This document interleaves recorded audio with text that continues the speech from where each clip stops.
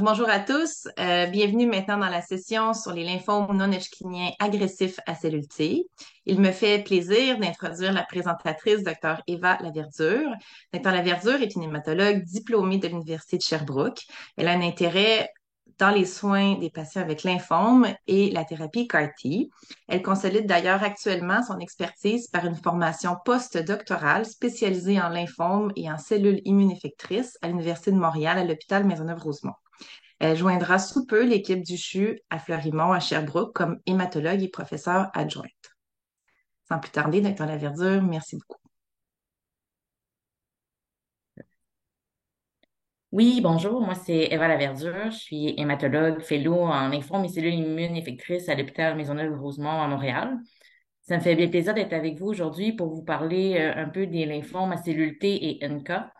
Je vais en profiter pour remercier Lymphome Canada d'avoir organisé cette journée et Dr Fleury pour l'invitation à présenter. Donc, au menu aujourd'hui, on va parler de certaines généralités sur le sang, le système lymphatique et les lymphocytes. Ensuite, on va parler plus spécifiquement des lymphomes à cellules T et NK. Donc, on va parler de la classification, des signes et des symptômes, de comment on pose le diagnostic. On va parler du traitement initial le plus souvent utilisé. On va parler de la greffe de cellules souches, puis on va parler des options de traitement si la maladie rechute ou répond pas au premier traitement. Puis ensuite, à la fin, on va parler de certains sous-types plus spécifiques de lymphomes T et NK. Donc, en premier, le sang, on va parler du sang puisque les lymphomes, ça fait partie des maladies hématologiques puisque ça touche les lymphocytes qui sont des cellules du sang. Donc, ce qu'il faut savoir, c'est que les cellules sanguines sont produites originellement dans la moelle osseuse, qui est dans les os, puis qui est l'usine à produire les différentes cellules du sang. Puis le sang, ça comprend différents types de cellules. Donc, on a différents types de globules blancs qu'on appelle aussi les leucocytes, qui sont responsables de nous défendre contre des infections ou des cellules étrangères. Donc, on peut penser aux lymphocytes qui deviennent cancéreux dans les différents types de lymphomes. Aussi, par exemple, les neutrophiles qui nous défendent des infections bactériennes. On a ensuite les globules rouges, dont le rôle est de transporter l'oxygène dans le corps, et les plaquettes qui sont importantes pour la coagulation du sang. Donc, si on se coupe, c'est les premiers répondants pour aller faire le petit caillot pour que ça arrête de saigner. Plus spécifiquement, les lymphocytes B, T et les cellules NK qui peuvent devenir cancéreux dans les lymphomes. Les cellules NK ou les cellules tueuses naturelles font partie de l'immunité qu'on dit innée. Fait que c'est une réponse rapide, mais non spécifique à un agent pathogène particulier. Donc, les cellules NK, ils vont pouvoir attaquer directement les cellules infectées, étrangères ou cancéreuses. Les lymphocytes B et les lymphocytes T, eux, font partie de l'immunité qu'on appelle adaptative. C'est une réponse qui est plus spécifique contre un agent pathogène particulier, qui est plus tardive, mais plus durable. C'est donc une réponse plus sophistiquée. On a les lymphocytes B qui servent à produire des anticorps pour combattre des agents infectieux et les lymphocytes T qui ont différents rôles dans le système immunitaire, comme par exemple détruire directement des cellules anormales ou aussi vont aider à contrôler différents processus immunitaires. C'est comme des grands chefs d'orchestre de d'autres réactions dans le système immunitaire. Le système lymphatique, il faut comprendre que les lymphocytes, ça circule dans le sang, mais ça circule aussi dans le système lymphatique. Le système lymphatique, c'est un réseau de vaisseaux, de ganglions, puis d'organes qui sont distincts de la circulation sanguine. Alors, ce qu'on a, par exemple, on a le thymus qui est entre les deux poumons, où est-ce que les lymphocytes T vont devenir à maturité puis ils vont se développer. On a la moelle osseuse dont on a déjà parlé, qui est comme l'usine à faire les grandes cellules du sang. Puis on a plein de ganglions qui servent à réguler les fonctions immunitaires. On a des ganglions dans le cou, les aisselles, dans les aines qu'on peut sentir puis qui peuvent devenir enflés dans les lymphomes. Mais on a aussi des ganglions qui sont dans les poumons, dans le ventre, qu'on ne peut pas nécessairement sentir. On a la rate, qui est un organe un peu comme un gros ganglion là, qui est dans le ventre à gauche, puis qui peut devenir enflé ou douloureuse dans les lymphomes. Puis le système lymphatique, c'est important pour dans le fond, aider l'organisme à défendre contre les infections.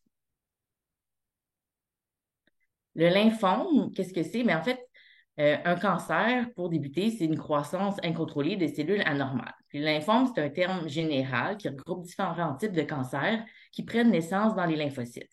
Quand les lymphocytes deviennent cancéreux, ben, ils vont se multiplier de façon incontrôlée, puis ils vont s'accumuler dans les ganglions lymphatiques, mais aussi ça peut s'accumuler en dehors du système lymphatique et former des masses tumorales dans d'autres organes du corps, ou ça peut se développer dans la moelle osseuse et parfois aussi se retrouver dans la circulation sanguine. La classification des lymphomes, il faut comprendre qu'il y a plus de 80 sous-types spécifiques de lymphomes. En général, on les classifie si c'est des lymphomes de Hodgkin ou des lymphomes non Hodgkin. Puis ensuite, on les divise selon le type de lymphocytes qui sont atteints. Fait que les lymphomes à lymphocyte B ou les lymphomes à lymphocyte T ou NK. Puis ensuite, on les divise aussi selon l'évolution clinique. Donc, il y a des maladies qui sont plus agressives et dangereuses, puis des maladies plus indolentes. Donc, l'évolution, la prise en charge, c'est vraiment très différent selon le sous-type exact de lymphome. Donc, pour illustrer, si on prend tous les lymphomes, à peu près 85 c'est des lymphomes de type non-Hodgkin. Puis parmi les lymphomes non-Hodgkin, les lymphomes à lymphocytes T ou NK, c'est à peu près 10 à 15 des cas, puis des lymphomes qui peuvent être agressifs le plus souvent ou parfois indolents. Donc, c'est quand même des maladies qui sont plus rares.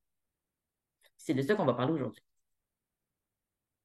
Donc, les lymphomes à cellules T ou NK, c'est à peu près 10 à 15 de tous les lymphomes non-Hodgkiniens au Canada. Il y a plus de 25 sous-types de lymphomes différents. C'est pour ça que chaque sous-type de lymphome T est quand même rare en soi. Comment on les classifie? C'est selon le site d'atteinte principal. Donc, on a les lymphomes qui touchent surtout les ganglions. Il y a des lymphomes T qui touchent surtout les sites en dehors des ganglions. Puis, il y a d'autres lymphomes qui ont plus tendance à aller toucher la moelle osseuse puis se circuler dans le sang. Puis, on appelle ça plus des formes leucémiques. Il y a à peu près 40 de tous les lymphomes T qui sont des lymphomes cutanés. Ce qu'il faut comprendre, c'est les lymphomes qui touchent juste la peau. La plupart sont indolents, puis on va moins en parler aujourd'hui parce qu'il y a une prise en charge vraiment différente. Aujourd'hui, on va plus se concentrer sur les lymphomes plus agressifs qui touchent les ganglions, extraganglions ou les formes leucémiques. Ça, c'est la dernière liste de l'Organisme mondial de la santé en 2022 qui liste tous les sous-types différents de lymphomes à cellules T ou NK. On ne va pas passer au travers de tout ça aujourd'hui, mais c'est juste pour vous montrer qu'il y a vraiment différents sous-types de lymphomes T ou NK. Puis, ce qu'il faut comprendre, c'est qu'on comprend de mieux en mieux la biologie puis les différents types de lymphomes, ce qui nous permet de mieux les classer puis les distinguer entre eux. Puis tout ça, c'est dans le but, bien sûr, de mieux comprendre l'évolution puis de mieux faire les traitements plus personnalisés selon les différents sous-types de lymphomes. Comment qu'on les classifie, nous, c'est surtout selon le site d'atteinte principal, comme on avait dit. Donc, on ne parlera pas des lymphomes cutanés, on va parler surtout des lymphomes ganglionnaires, qui sont les lymphomes T les plus fréquents. Donc, on a le lymphome T périphérique, sans autre précision, qui est le plus fréquent ici au Canada. On a les lymphomes T angio-immunoblastiques et les lymphomes T anaplasiques à grandes cellules systémiques, qui peut être avec ou sans l'expression de la protéine ALK. Les autres lymphomes sont plus rares. Donc, on a les lymphomes plutôt extraganglionnaires, donc le lymphome T NK extranodal de type nasal, le lymphome T hépatosplénique, le lymphome anaplasique à grandes cellules associé à un implant mammaire et différents types de lymphome T intestinal. Sinon, on a les lymphomes leucémiques, donc surtout avec des présentations où est-ce que les cellules lymphomateuses circulent dans le sang et dans la moelle osseuse. Donc, on a le lymphome ou la leucémie T de l'adulte, la leucémie prolymphocytaire T, la leucémie à grands lymphocytes granuleux à cellules T ou NK et la leucémie agressive à cellules NK. Comme vous voyez, il y a différents sous-types de lymphomes avec des traitements un peu différents. Aujourd'hui, on va surtout parler des lymphomes T ganglionnaires qui sont les plus fréquents, mais je vais glisser à la main un petit mot sur les autres types de lymphomes plus rares. Donc, la distribution, si on exclut les lymphomes T cutanés, la majorité des lymphomes T, c'est vraiment des lymphomes avec une atteinte ganglionnaire. Donc, si on prend les lymphomes T sans autre précision, les lymphomes angio-immunoblastiques puis les lymphomes anaplasiques à grandes cellules, ensemble, ça forme plus de 50 de tous les lymphomes T qu'on voit ici au Canada. Puis ces lymphomes-là se traitent à peu près de la même façon. Comment ça se présente, les lymphomes T? Bien, ça dépend de chaque personne, c'est très variable. L'âge où est-ce qu'on développe un lymphome, la plupart, c'est dans la soixantaine, mais ça varie selon les sous-types de lymphomes. Comme vous voyez ici dans le graphique, dans le tableau, les lymphomes anaplasiques à grandes cellules avec l'expression de ALK et les lymphomes hépatospléniques, ça touche plus des gens dans la trentaine, alors que les autres sous-types, c'est plus souvent dans la soixantaine, mais c'est variable. Ça se présente souvent avec des ganglions qui sont enflés, souvent non douloureux. Et c'est fréquent que dans les lymphomes T, il y ait une atteinte en dehors des ganglions lymphatiques. Puis là, à ce moment-là, ça va causer des symptômes dépendant des sites qui sont touchés par le lymphome. Donc, quand ça touche la peau, ça peut faire des plaques, des nodules, des démangeaisons. Quand ça touche les intestins, ça peut faire des douleurs au ventre ou des diarrhées. Quand ça touche les poumons, ça peut faire de la difficulté à respirer, de la toux, des inconforts au thorax. Ça peut toucher la moelle osseuse, puis à ce moment-là, ça peut faire diminuer les bonnes cellules de la moelle, donc ça peut causer de l'anémie. Alors, on est plus fatigué, on a une moins bonne tolérance à l'effort, ça peut faire diminuer les plaquettes ou à ce moment-là, on est plus facilement porté à saigner ou faire des bleus. Il y a à peu près un tiers des patients qui vont avoir ce qu'on appelle des symptômes B. Les symptômes B, c'est trois grands types de symptômes qui peuvent être vus dans différents types de lymphomes. Ça comprend la perte de poids involontaire, des sueurs nocturnes excessives. Donc, on est tout trempe la nuit de façon répétée. Il faut changer le pyjama ou les draps pendant la nuit. Ou une fièvre inexpliquée qui persiste, qu'on attribue au lymphome. Comment on pose le diagnostic? Pour faire le diagnostic de lymphome, ça prend vraiment une biopsie d'un site atteint pour, en premier, confirmer le diagnostic de lymphome, puis ensuite déterminer le sous-type. Pour faire le prélèvement, il y a deux grandes façons. Donc, ça peut être en chirurgie, où est-ce que le chirurgien va pouvoir retirer tout le ganglion pour pouvoir tout l'analyser sous le microscope. Ça, c'est l'idéal lorsque c'est possible parce que c'est ce qui nous donne le plus d'informations. Sinon, ça peut être en radiologie, donc un médecin radiologiste va aller prendre un prélèvement avec ce qu'on appelle un trocar. C'est une grosse aiguille guidée par un scan ou une échographie pour prendre des échantillons du lymphome. Et ces échantillons-là vont être évalués par un médecin pathologiste qui est spécialisé en lymphome. Il va évaluer différentes choses pour poser le bon diagnostic. La morphologie, en premier, va examiner l'aspect des cellules puis l'organisation des cellules cancéreuses dans le ganglion.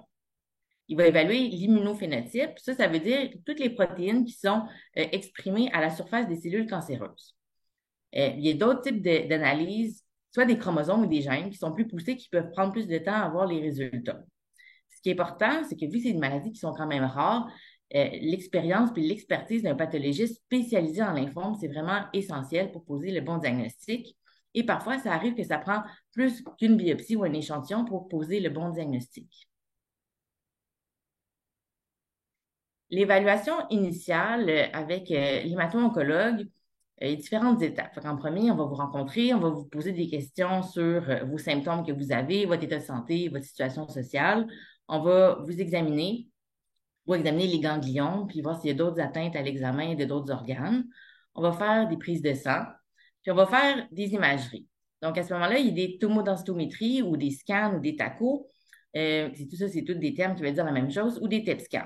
Donc, la tomodensitométrie, le scan standard, ça, c'est habituellement fait avec de l'iode. Ça nous permet vraiment de voir la taille des ganglions, puis voir s'il y a d'autres masses tumorales en dehors des ganglions. Le TEP scan, ça, c'est un petit peu différent. C'est en médecine nucléaire. On va vous injecter une molécule de sucre radioactive qui va être captée par les cellules cancéreuses anormales. Puis ça va pouvoir être visualisé avec un scan spécial. Ça va nous permettre de mieux voir où est situé le lymphome dans les sites hors des ganglions, dans les ganglions. Puis c'est surtout très important pour évaluer la réponse au traitement. Ensuite, on va regarder les résultats de la biopsie. Puis, au besoin, on va faire d'autres tests. Fait qu'il y a des patients qu'on va avoir besoin de faire une aspiration puis une biopsie de la moelle osseuse, voir s'il n'y a pas du lymphome dans la moelle osseuse. Comment ça se fait? Ça se fait sous anesthésie locale. On va prendre deux types de prélèvements avec une aiguille dans l'os du bassin pour aspirer le liquide de la moelle osseuse puis prendre un petit morceau d'os. Parfois, on va avoir besoin de vérifier si le lymphome ne s'est pas propagé au niveau du système nerveux central. Ça comprend le cerveau puis la moelle épinière. Pour vérifier ça, on va faire une IRM, donc une imagerie par résonance magnétique du cerveau, et on peut avoir besoin de faire une ponction lombaire pour évaluer le liquide céphalorachidien.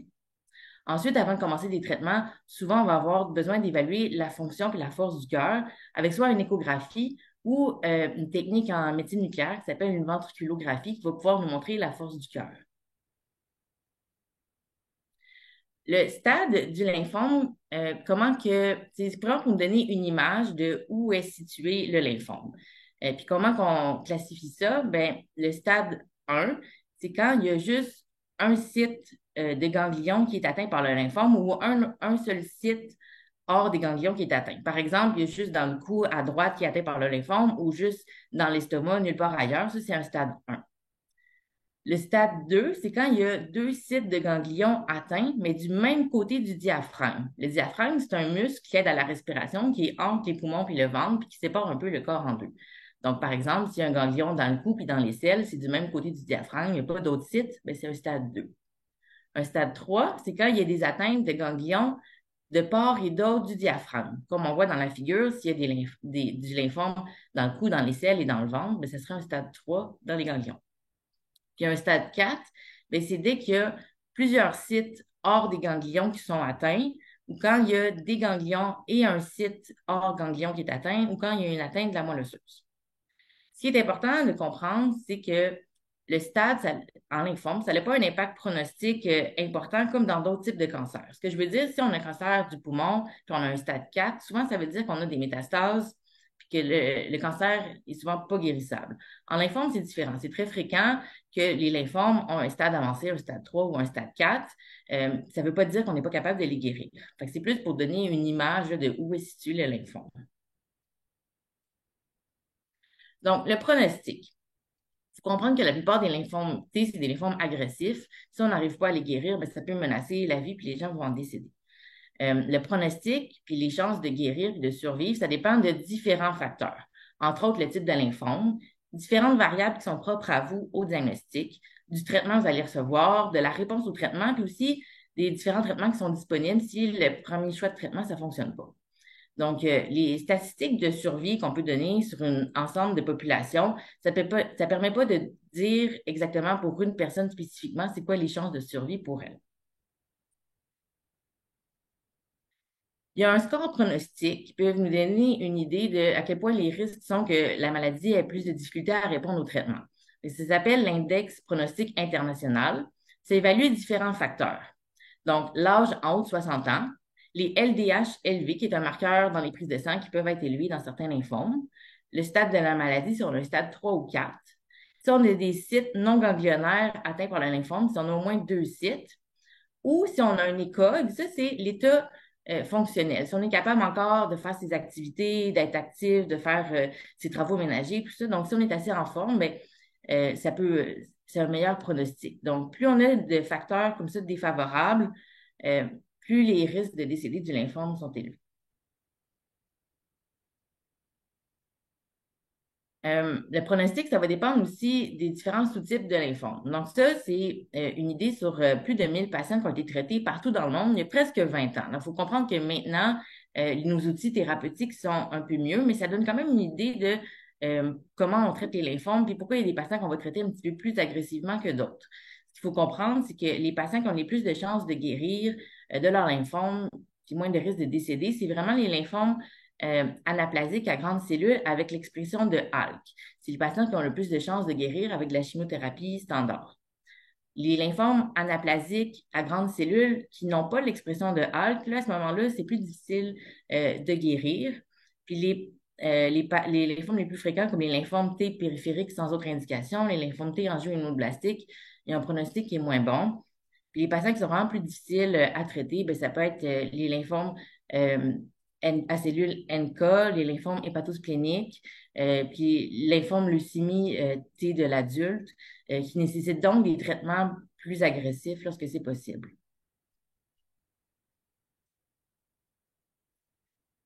Le traitement initial. Donc, le choix de traitement, ça va dépendre de différentes choses. Donc, les caractéristiques du lymphome en premier. Fait que les sous-types de lymphome T, NK, on ne les traite pas tous de la même façon. Le stade, donc si c'est un stade qui est limité ou un stade avancé. Le pronostic, le score IPI que je viens de vous présenter. Ça va dépendre aussi de certains marqueurs au niveau de la biopsie, si les cellules tumorales y expriment la protéine de CD30 ou la protéine de ALK. Aussi, ça va dépendre des caractéristiques de chaque patient. Donc, l'âge, l'état fonctionnel, que je disais, l'école, l'état de santé, les problèmes de santé de base aussi. Les buts du traitement, bien, et quand même si les lymphomes qui sont agressifs, c'est potentiellement curatif pour plusieurs patients. C'est sûr que le but aussi, ça va être de renverser les symptômes qui sont causés par le lymphome puis d'améliorer la qualité de vie. Ça se peut que les buts du traitement changent au fil de l'évolution. Ne pas hésiter à demander à votre hématologue c'est quoi les buts de votre traitement à vous. L'approche de traitement général pour la plupart des lymphomes T et NK, c'est comme en deux grandes parties. En premier, on va faire de la chimiothérapie dans le but d'obtenir une rémission complète. Une rémission complète, c'est si on fait un TEP scan, et puis la maladie n'est plus active de façon anormale au niveau du TEP scan. Ensuite, il y a une deuxième étape qui peut être proposée qu'on appelle une consolidation avec une greffe de cellules souches hématopoïétiques. Puis le but, c'est d'augmenter les chances de guérison, c'est-à-dire que cette rémission-là dure pour le restant de votre jour et que la maladie ne rechute pas. Cette consolidation-là, avec la greffe de cellules souches hématopoïétiques, c'est considéré pour la majorité des patients qui sont jeunes, avec des lymphomes T agressifs et qui répondent bien au traitement. Quelle chimiothérapie qu'on fait? Il y a différents sous-types de lymphomes, comme je l'ai dit. Les lymphomes T ganglionnaires, qui sont les plus fréquents, on les approche à peu près de la même façon. Donc, en premier, on fait de la chimiothérapie de combinaison, c'est-à-dire différents agents de chimiothérapie qui vont aller attaquer le lymphome de différents angles. Le plus fréquent, ça va être le CHOP. Chaque lettre, en fait, c'est un acronyme qui correspond à un agent de chimiothérapie différent. Ça comprend la cyclophosphamide, la doxorubicine, puis la vincristine qui se donne intraveineux et la prednisone qui se donne un petit peu pour 5 jours par la bouche. Pour des patients plus jeunes, habituellement en bas de 60 ans, on va souvent ajouter l'étoposide, qui est un autre agent de chimiothérapie. Et ce qui est intéressant, c'est si le lymphome exprime en pathologie la protéine CD30, on va remplacer la vincristine, qui est un agent de chimiothérapie conventionnelle, on va le remplacer par le brentuximab vedotin, qui est un agent de chimiothérapie plus ciblé, dont je vais vous expliquer juste après. Habituellement, cette chimiothérapie-là, on la fait pour 6 à 8 cycles à chaque 3 semaines. Puis le but à la fin des traitements, c'est vraiment d'obtenir une réponse complète. Donc, le brentuximab vedotin, qu'est-ce que c'est? C'est un anticorps synthétique qui est ciblé contre la protéine CD30, qui est une protéine qui est présente à la surface des cellules cancéreuses chez certains lymphomes T, mais pas tous. Puis cet anticorps-là, il va être attaché à une protéine qui est toxique pour les cellules cancéreuses. Puis le brentuximab vedotin, il va agir un peu comme un cheval de Troie, c'est-à-dire qu'il va aller se lier à la protéine CD30 à la surface de la cellule. Il va rentrer dans la cellule et dans la cellule, il va libérer la protéine toxique qui va détruire la cellule cancéreuse de façon plus ciblée puis moins s'attaquer aux autres cellules normales. Il y a une grande étude avec différents types de lymphomes T qui exprimaient la protéine CD30. Donc, surtout les lymphomes T anaplasiques à grandes cellules systémiques, eux, ils expriment presque toujours le CD30, mais il y a d'autres sous-types de lymphomes T qui expriment le CD30 qui peuvent bénéficier de ce traitement-là. Alors, cette étude-là, elle a comparé le brentuximab vedotin avec le CHP au traitement de CHOP standard. Puis, ce qu'on a permis de voir, c'est que le nouveau traitement permettait d'augmenter les chances de rémission long terme puis les chances de survie d'environ 10 Donc, au Québec, c'est un traitement qu'on a accès pour les patients qui expriment la protéine CD30.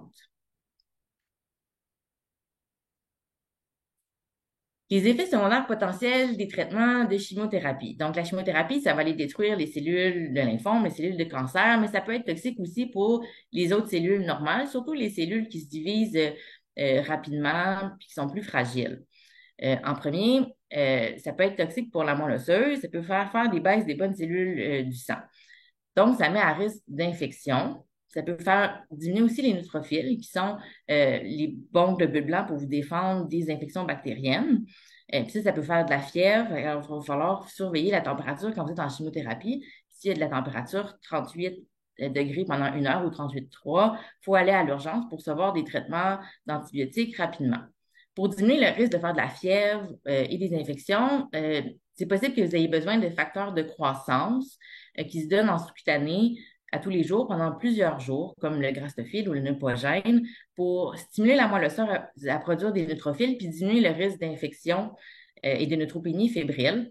L'effet secondaire de ces facteurs de croissance-là, pour certains patients, ça peut donner mal aux os. Donc, c'est possible qu'on vous suggère d'essayer du réactine avant de donner les facteurs de croissance, puis ça peut aider pour certains patients pour les douleurs osseuses. Sinon, ça peut faire baisser l'hémoglobine puis les plaquettes, puis causer donc de l'anémie qui peut diminuer la tolérance à l'effort, rendre plus fatigué, ou une thrombopénie qui peut augmenter le risque de faire des saignements. Habituellement, c'est des baisses transitoires de ces cellules-là, puis ça remonte avant chaque cycle. C'est rare, mais c'est possible que vous ayez besoin de transfusion de globules rouges ou de plaquettes au besoin. La chimiothérapie, ça pourrait causer des nausées et vomissements, mais c'est vraiment pas fréquent. On va donner des traitements d'emblée pour prévenir les nausées et vomissements. On va vous donner des traitements au besoin à prendre à la maison si vous avez des nausées, puis habituellement, ça va bien comme ça. Les agents de chimiothérapie Puis le brentuximab vedotin aussi, ben, ça peut être toxique pour les petits nerfs. Fait que ça peut causer des engourdissements dans les pieds et les mains. Puis ça, on va vérifier avant chaque traitement pour être sûr que ça ne vous fait pas mal, ça ne vous empêche pas de fonctionner. Sinon, on va ajuster les doses au besoin. Ça peut causer aussi de la constipation. Fait qu'on va vous donner des médicaments au besoin pour ça aussi. La chimio, ça peut être toxique pour le cœur, soit de façon aiguë ou de façon plus tardive. C'est pour ça qu'on vérifie toujours la fonction du cœur avant de commencer certains agents de chimiothérapie. Ça fait perdre les cheveux, la chimiothérapie, ça rend fatigué, ça peut changer le goût. Il y a un risque d'infertilité qui est variable dépendant du traitement de chimio et de l'âge que vous avez. Puis avec les traitements de chimiothérapie, souvent il y a des corticostéroïdes. Ça a différents effets secondaires, comme l'insomnie, la rétention d'eau, ça peut augmenter l'appétit, ça peut faire fondre les muscles, surtout quand on en a longtemps, causer des brûlements d'estomac. Des fois, ça peut être plus difficile pour l'humeur, ça peut débalancer le diabète puis augmenter la pression artérielle. Donc, ça, c'est des effets secondaires qu'on va suivre. Comment qu'on évalue la réponse à la thérapie? Donc, à chaque visite, on va s'assurer que, les signes et les symptômes qui étaient causés par le lymphome, ça s'améliore, puis que vous tolérez bien les traitements. On va faire une imagerie à mi-chemin, donc absolument après 2 ou 4 cycles, puis à la fin des traitements. En mi-traitement, on peut faire un scan ou un TEP scan, puis on vise au moins un début de réponse, puis on veut être sûr que ça va dans la bonne direction. C'est plus en fin de traitement, là, c'est important de faire un TEP scan, puis à ce moment-là, on vise vraiment une réponse complète pour les lymphomes T agressifs, selon certains critères là, d'activité au niveau du lymphome. On veut que les lymphomes se soient éteints pour avoir la rémission. Ensuite, une fois qu'on a la rémission, mais pour beaucoup de patients, ça ne s'arrête pas là. Puis on va discuter de faire une consolidation pour augmenter les chances de guérison avec une greffe de cellules souches hématopoïétiques. Donc, les cellules souches hématopoïétiques, c'est des cellules souches qui vivent normalement dans la moelle osseuse puis qui peuvent se développer dans les différentes cellules du sang. Donc, les globules rouges, les plaquettes, les globules blancs. Il y a 2 grands types de greffes. Fait que la greffe qu'on dit autologue, où est-ce qu'on utilise vos propres cellules souches hématopoïétiques, puis la greffe allogénique, où est-ce qu'on utilise les cellules souches hématopoïétiques d'un donneur, qui soit dans votre famille ou un donneur pas dans votre famille, mais qui est compatible avec vous. Le but, comme je disais, c'est vraiment d'augmenter les chances de guérison.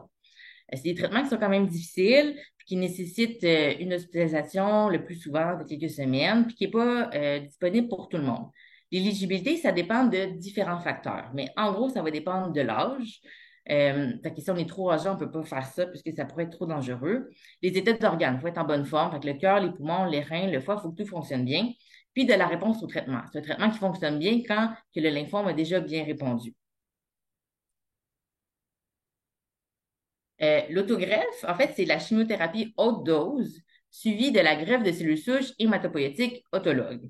En fait, le but de l'autogreffe, c'est dans le fond de donner de la forte chimiothérapie dans le but d'éliminer des dernières cellules cancéreuses résiduelles qui pourraient rester, qu'on ne voit pas nécessairement quand on fait un scan ou un TEP scan.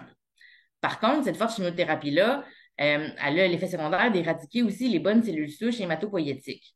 Donc, pour éviter ce problème-là, ce qu'on fait, c'est qu'au préalable, avant de vous donner la chimiothérapie, on va collecter vos cellules souches hématopoïétiques à vous. On va les mettre de côté, les congeler. On va vous donner la chimiothérapie. Puis on va vous réinfuser vos cellules souches après la chimiothérapie pour que votre moelle puisse récupérer. Comment on fait pour collecter vos cellules souches qui sont dans la moelle? Habituellement, on vous donne des facteurs de croissance à forte dose et souvent avec de la chimiothérapie pour mobiliser vos cellules souches pour qu'ils sortent de votre moelle, qui est dans votre sang. On va passer votre sang au travers d'une machine avec un cathéter pour pouvoir isoler vos cellules souches, puis redonner le reste de votre sang, puis les mettre de côté, les congeler pour vous les redonner après la chimiothérapie forte dose. Puis ce traitement-là, l'autogreffe, c'est la consolidation standard en première ligne pour la plupart des lymphomes T ganglionnaires chez des patients jeunes, habituellement en bas de 65-70 ans, qui sont en bonne forme, sans gros problèmes de santé et qui sont en bonne réponse.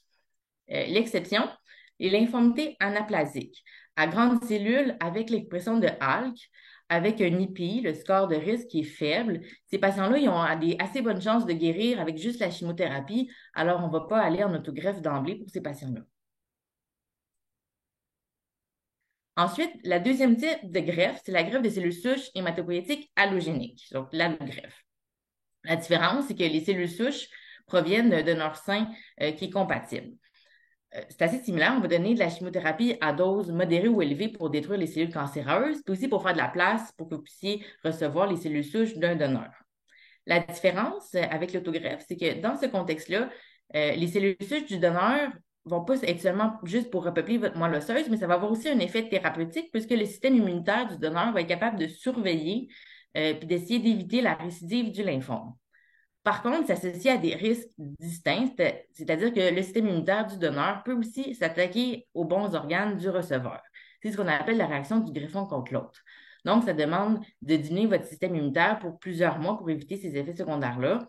C'est pas ce qui est standard, c'est réservé pour certains types spécifiques de lymphome T ou parfois si on a une rechute après la greffe de cellules souches autologues. Le suivi, une fois qu'on a fait les traitements, ben, on va continuer à vous suivre. Le but des suivis, c'est de, un, détecter la récidive potentielle de la maladie, puis aussi de surveiller les effets secondaires tardifs des traitements. Comment qu'on va faire le suivi? Ben, on va vous questionner, vous examiner, on va faire des prises de sang. On ne fait pas des scans ou des imageries de suivi de routine, on va les faire au cas par cas. Ça, s'il y avait quelque chose à surveiller ou s'il y a des symptômes ou des anomalies dans les prises de sang. Si le lymphome ne répond pas ou rechute, mais là, à ce moment, on va réévaluer toute la situation. Donc, on va vous questionner, vous examiner, faire des prises de sang. On va voir, dépendant de votre âge, votre état de santé, votre état fonctionnel. On va refaire des imageries, puis souvent, ça va être intéressant de refaire une biopsie pour vérifier si on a affaire au même type de lymphome, que c'est vraiment un lymphome. Les options de traitement, ça va dépendre pour chaque personne, chaque type de lymphome, encore une fois, mais en gros, les options, les études cliniques, très bonne option. Des fois, de la chimiothérapie seule ou combinée.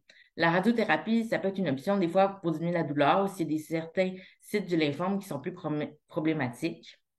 Il y a le pralatrexate, qui est une bonne option, qui est comme un traitement de chimiothérapie un peu plus ciblé, qui se donne intraveineux, habituellement 3 semaines sur 4 ou des fois 6 semaines sur 7, puis qui se donne tant que le lymphome répond et qu'il n'y a pas d'effet secondaire. Il y a le brentuximab vedotin, qui est l'anticorps conjugué à la toxine que je vous ai parlé avant, qui cible pour les lymphomes CD30. C'est un bon outil aussi si vous n'êtes pas été déjà exposé et réfractaire à ce traitement-là. Ça se donne intraveineux aux 3 semaines, souvent jusqu'à temps que le lymphome ne réponde pas ou qu'il y ait des effets secondaires. J'ai mis le romidepsin, c'est un traitement un peu ciblé qu'on avait avant qui se donne intraveineux. Malheureusement, on n'a plus accès à ces médicaments-là au Canada. Un mot sur les études cliniques. Les études cliniques, ça permet d'avoir accès à des traitements novateurs en plus de contribuer à l'avancement des connaissances. Il y a différents types d'études cliniques, phase 1, phase 2, phase 3, fait que du plus débutant au plus avancé. Donc, une phase 1, en gros, c'est l'essai d'un médicament nouveau sur un petit groupe de patients pour évaluer surtout la sécurité. Les phases 2, c'est pour obtenir des données d'efficacité puis de sécurité sur un plus grand groupe de patients puis déterminer c'est quoi la meilleure dose. Puis les phases 3, c'est les études les plus avancées où est-ce qu'on compare vraiment le nouveau traitement au traitement standard actuel pour voir si ce ne serait pas meilleur. Il faut comprendre que tout ce qu'on fait de meilleur en ce moment pour traiter les lymphomes et les autres cancers, bien, ça a commencé à être disponible dans des études cliniques. C'est vraiment souvent la meilleure option quand les traitements traditionnels ont échoué. Puis, si votre hémato-oncologue vous propose des études cliniques, c'est qu'il pense qu'il pourra avoir un bénéfice pour vous. Fait que ça vaut la peine au moins là, de considérer puis d'écouter ce qu'on a à vous proposer.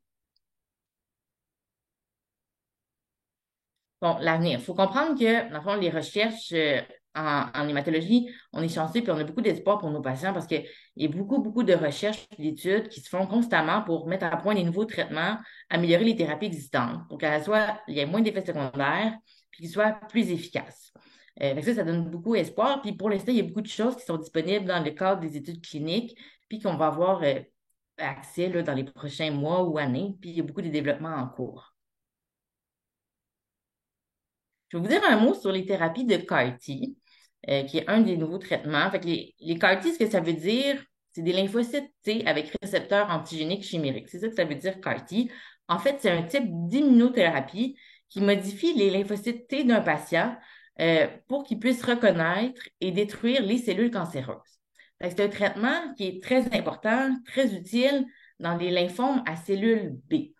C'est peut-être pour ça que vous en avez peut-être déjà entendu parler. Par contre, en infanterie, malheureusement, faire des coquilles, c'est beaucoup plus difficile, puis pour l'instant, ce n'est pas à point. Les problèmes, c'est que quand on fait des coquilles, il faut prendre les lymphocytes T d'un patient. Quand un patient a un lymphome à cellules T, puis qu'on collecte les cellules T d'un patient, mais il y a un risque de contamination de notre produit de coquilles par les cellules T cancéreuses. Aussi, quand on veut faire des lymphocytes, des CAR-T qui vont attaquer les lymphocytes T du lymphome, ben les CAR-T, c'est des lymphocytes T aussi, fait qu'ils vont s'attaquer entre eux. Puis finalement, quand on fait des CAR-T pour détruire les lymphocytes T cancéreux d'un patient, mais ça va détruire aussi les bons lymphocytes T du patient. Plus ça fait un gros risque d'infection parce que les lymphocytes T, ils ont plein de rôles importants dans le système immunitaire. Donc, pour toutes ces raisons-là, malheureusement, les CAR-T en lymphome à cellule T, c'est pas encore disponible, c'est pas encore au point, mais il y a beaucoup de recherches qui se fait à ce sujet-là pour le moment. Donc, en conclusion, les lymphomes TNK systémiques sont rares et souvent agressifs. Les traitements les plus fréquents pour les lymphomes T ganglionnaires, s'il n'y a pas la protéine CD30 qui est exprimée, on va faire le CHOP ou le SHOEP. Puis s'il y a l'expression du CD30, bien là, à ce moment-là, on va prendre le brentuximab vedotin avec le BV-CHP. On va suggérer une consolidation avec la chimiothérapie haute dose et la réinfusion de cellules souches hématopoïétiques autologues pour la plupart des patients jeunes qui répondent bien à la chimiothérapie. Malheureusement, quand les patients rechutent ou ne répondent pas, les outils thérapeutiques sont limités. Donc, les études cliniques, lorsque disponibles, c'est souvent une très bonne option. Maintenant, je vais vous faire des capsules éclairs sur les sous-types distincts de lymphome T-NK pour faire un survol d'autres entités. Sans pouvoir aller dans les détails, vous comprendrez, vu que c'est trop de sous-types différents, mais ça va me faire plaisir de répondre aux questions s'il y a des questions à la fin. Donc, les lymphomes T cutanés, c'est important d'en parler parce que c'est quand même 40 de tous les lymphomes T. Les plus fréquents, c'est vraiment de loin les mycoses fungoïdes, mais il y en a d'autres, comme le syndrome de Césari ou les lymphomes anaplasiques à grandes cellules cutanées primaires. Puis comment ça se présente? Ça se présente vraiment avec une atteinte de la peau. Fait que ça peut être des taches, des plaques, des nodules, puis c'est rare que ça touche d'autres organes que la peau. Absolument, c'est une évolution indolente, puis c'est pas rare que ça évolue pendant des années avant qu'on ait capable de faire le diagnostic de lymphome T. Puis la prise en charge, c'est principalement par un dermatologue avec une expertise dans les lymphomes T cutanés. Les traitements, ça passé en détail, surtout les traitements qui vont être dirigés pour la peau. Donc, soit observation vigilante s'il n'y a pas vraiment de symptômes, sinon ça peut être des corticostéroïdes topiques, de la chimiothérapie topique. Des fois, on peut faire de la radiothérapie ou de la thérapie par rayon ultraviolet. C'est plus rare qu'on ait besoin de traitements plus systémiques, comme des rétinoïdes par la bouche, du méthotrexate par la bouche. Le brentuximab vedotin, qui est l'anticorps contre le CD30 conjugué à la toxine qui se donne intraveineuse, ça peut être une option pour certains patients. C'est rare qu'on ait besoin de faire de la chimiothérapie. Le lymphome TNK extranodal de type nasal, c'est un lymphome rare qui est agressif, qui est associé au virus de l'EBV. Le virus de l'EBV, c'est le virus de la mononucléose infectieuse qu'on a presque tous fait quand on était jeune. Puis on ne sait pas pourquoi, chez certains patients, ça favorise le développement de lymphome. C'est un lymphome qui touche souvent le nez et les sinus. Puis le traitement, ça va vraiment dépendre du stade. Fait que quand c'est un stade limité à un seul endroit, on va souvent faire une combinaison de chimiothérapie avec de la radiothérapie. Si le stade est avancé puis qu'il touche différents endroits du corps, ben, à ce moment-là, on va faire de la chimiothérapie. Plus souvent, c'est le protocole qu'on appelle le SMILE, mais il y en a d'autres qui existent. On va suggérer une greffe de cellules souches de consolidation si le patient est éligible. Le lymphome T hépatosplénique, c'est un lymphome agressif qui touche souvent les jeunes hommes dans la trentaine.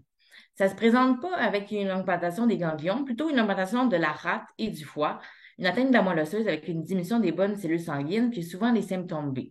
C'est un lymphome qui est agressif, puis les traitements comme le CHOP, ça ne marche pas très bien. Fait qu'absolument, on va faire d'autres types de traitements de chimiothérapie, comme le ICE ou le IVAC, puis on va suggérer une greffe de cellules souches allogéniques si le patient est éligible. Le lymphome anaplasique à grandes cellules associé à un implant mammaire, c'est quand même rare. C'est un lymphome qui se développe autour d'un implant mammaire, souvent des années plus tard. C'est associé au type d'implant mammaire qu'on dit à surface texturée. Ça se présente habituellement avec une augmentation du volume du sein, avec ou sans une masse associée. Habituellement, c'est une évolution qui est quand même indolente, mais il faut s'en occuper. Le traitement de base, c'est vraiment la chirurgie. Fait que, on va retirer l'implant mammaire, on va retirer aussi le lymphome. C'est vraiment très rare qu'on a besoin de chimiothérapie, puis le rôle de la radiothérapie est moins bien défini. On va suggérer de retirer aussi l'autre implant mammaire pour éviter le risque que le lymphome se développe dans l'autre sein. La leucémie à large lymphocyte granuleux, c'est une maladie qui est indolente, qui évolue lentement. C'est parfois associé à l'arthrite rhumatoïde ou à d'autres maladies auto-immunes. Comment ça se présente? Des fois, il n'y a pas de symptômes. Mais quand il y a des symptômes, ça va être une augmentation de la rate, qui est comme l'organe, un gros ganglion dans le ventre à gauche. Ça peut diminuer l'appétit ou ça peut être inconfortable. il peut avoir une diminution des bonnes cellules sanguines puis de risque de faire des infections. Le traitement, ça va être indiqué s'il y a des symptômes ou des complications. Les options, ça peut être du méthotrexate par la bouche, de la cyclophosphamide par la bouche ou de la cyclosporine. Fait que c'est tous des traitements par la bouche. Des fois, on va donner un petit peu de prednisone au début. Le lymphome, la leucémie de l'adulte, c'est un lymphome, lui aussi, est associé à un virus, le virus HTLV1, qui est plus fréquent dans d'autres endroits du monde, par exemple au Japon, dans les cabarets ou les Caraïbes. Il y a différentes formes cliniques. Fait qu'il y a des formes latentes et chroniques qui évoluent plus lentement, puis qui causent absolument moins de symptômes, qui peuvent toucher la peau, les poumons. Puis il y a des formes lymphomateuses et aiguës qui sont plus graves, plus sévères, qui évoluent plus rapidement, puis qui causent plus de symptômes rapidement. Le traitement, donc, ça va être modulé selon la forme clinique. Fait que ça peut nécessiter de la chimiothérapie, avec ou sans, dans le fond, des antiviraux et de l'interféron, qui est un médicament plus immunomodulateur. Puis, on va parfois suggérer une greffe de cellules souches allogéniques, si éligible, dépendant de la forme clinique. La leucémie prolymphocytaire T, c'est une maladie qui est principalement agressive. Il y a certaines formes indolentes, mais c'est plus rare. Habituellement, ça se présente avec une rate enflée, un nombre élevé de globules blancs cancéreux dans le sang, avec une diminution des bonnes cellules sanguines, puis les symptômes B, la fièvre, perte de poids, sueur la nuit. Le traitement, c'est un traitement qui s'appelle l'alentuzumab. Fait que c'est un anticorps synthétique ciblé contre la protéine CD52 qui est exprimée à la surface de ce type de lymphome-là. C'est un traitement intraveineux qui se donne 3 fois par semaine pendant plusieurs semaines selon la réponse. Puis on va suggérer une consolidation avec une greffe de cellules souches allogéniques si le patient est éligible. Donc, ça fait le tour de mes capsules éclairs sur les différents sous-types de lymphomes.